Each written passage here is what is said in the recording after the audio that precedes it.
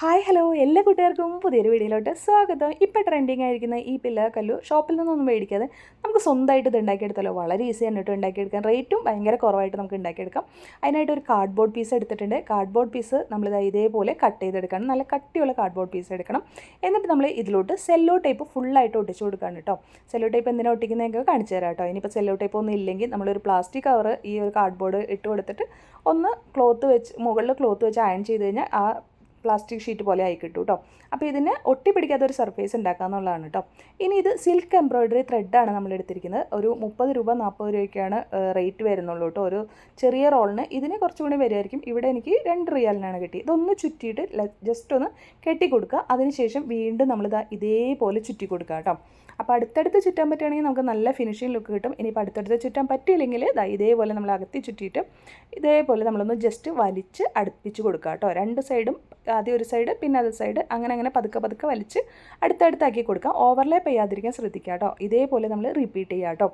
അപ്പോൾ കാർഡ്ബോർഡ് നല്ല കട്ടിയുള്ളതായിരിക്കണം. അല്ലെങ്കിൽ നമ്മൾ ഇതേപോലെ സൈഡിലോട്ട് വലിച്ച് ഫിക്സ് ചെയ്ത് കൊടുക്കുമ്പോൾ കാർഡ്ബോർഡ് മടങ്ങിപ്പോയിട്ട് നമുക്ക് ആ ഒരു ഫിനിഷിങ് കുറവായിട്ട് വരാനുള്ളൊരു ചാൻസ് ഉണ്ട്. അപ്പോൾ നമ്മളൊന്ന് കാർഡ്ബോർഡ് കട്ടിയായിട്ട് ഇനി 2 സൈഡിലും നമ്മളിതാ ഇതേപോലെ ടേപ്പ് ഒട്ടിച്ച് കൊടുക്കുകയാണ്. അല്ലെങ്കിൽ ഗ്ലൂ അപ്ലൈ ചെയ്ത് കൊടുത്താലും മതി. അതിനുശേഷം ഓപ്പോസിറ്റ് സൈഡ് നമ്മളിതാ ഇങ്ങനെ കട്ട് ചെയ്തെടുക്കാം. എന്നിട്ട് ഇതിനെ നമ്മൾ ഇതിൽ നിന്ന് റിമൂവ് ചെയ്തെടുക്കുക. കണ്ടോ, ഇങ്ങനെ റിമൂവ് ചെയ്യാൻ എളുപ്പത്തിന് വേണ്ടിയിട്ടാണ് നമ്മൾ ആ ഒരു സെല്ലോ ടേപ്പ് ഒട്ടിച്ചു കൊടുത്തത് കേട്ടോ. അപ്പോൾ അതാ നമ്മൾ റിമൂവ് ചെയ്ത് കൊടുത്തതിന് ശേഷം നമ്മൾ എന്താ ചെയ്യുന്നതെന്ന് വെച്ചാൽ ഇതിൻ്റെ സെൻറ്റർ ഭാഗത്ത് നമ്മളിതാ വീണ്ടും ഗ്ലൂ അല്ലെങ്കിൽ ഡബിൾ സൈഡ് ടേപ്പ് ഒട്ടിച്ചു കൊടുത്തിട്ട് ഇതിനൊന്ന് മടക്കുകയാണ് ചെയ്യുന്നത്. ഇനിയിപ്പോൾ നല്ല തിക്നെസ് ആയിട്ട് തോന്നുന്നുണ്ടെങ്കിൽ സെൻറ്റർ അങ്ങ് കട്ട് ചെയ്തെടുത്ത് 2 പീസായിട്ട് കട്ട് ചെയ്തെടുക്കുക കേട്ടോ. അപ്പോൾ ഇത് ചെറുതായിട്ട് ചെയ്തിട്ട് ഞാൻ ഇങ്ങനെയാണ് ചെയ്തത്. ഇനി ഒന്ന് കോംബ് ചെയ്തിട്ട് ഇതിനൊന്ന് ലെവൽ ചെയ്ത് കട്ട് ചെയ്യുക കേട്ടോ. കുറേ എക്സസൈസ് ആയിട്ട് കളയാനൊക്കെ ഉണ്ടാവും. അപ്പോൾ അതൊന്നും നമ്മൾ ജസ്റ്റ് ഒന്ന് കട്ട് ചെയ്യുക. ലാസ്റ്റും കുറേ കട്ടിങ് ചെയ്യണം, എന്നാലേ ഫിനിഷിങ് വരുള്ളൂ. അപ്പോൾ അതാ ഇതേപോലെ കട്ട് ചെയ്തൊക്കെ എടുത്ത് വെച്ചിട്ടുണ്ട്. പിന്നെ നമ്മളൊരു പേപ്പർ എടുത്തിട്ട് ഒന്ന് റോൾ ചെയ്ത് കൊടുക്കുകയാണ് കേട്ടോ. ചെറിയൊരു കട്ടിയിൽ പേപ്പർ സെൻറ്റർ ഭാഗം ഒന്ന് കറക്റ്റായിട്ട് വരാൻ വേണ്ടിയിട്ടാണ് കേട്ടോ. അപ്പോൾ ഗ്ലൂവോ ടേപ്പോ ഡബിൾ സൈഡ് ടേപ്പോ എന്താണെങ്കിൽ വെച്ചിട്ട് ഒന്ന് നമ്മളിതാ ഇതേപോലെ എടുത്തിട്ടുണ്ട്.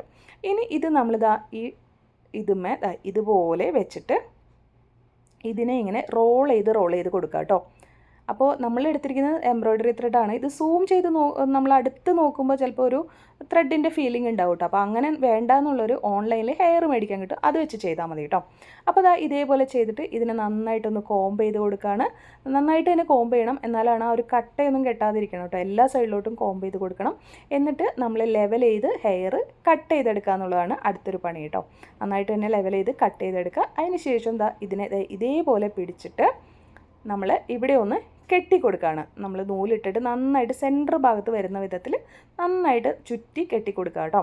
എന്നിട്ട് ഇതേപോലെ ഇതിന് സെൻറ്റർ വരുന്ന ഭാഗം നോക്കിയിട്ട് ഇങ്ങനെ ആക്കി കൊടുക്കുക. നന്നായിട്ട് ഈ കാണുന്ന പോലെ ആക്കി കൊടുക്കുക കേട്ടോ.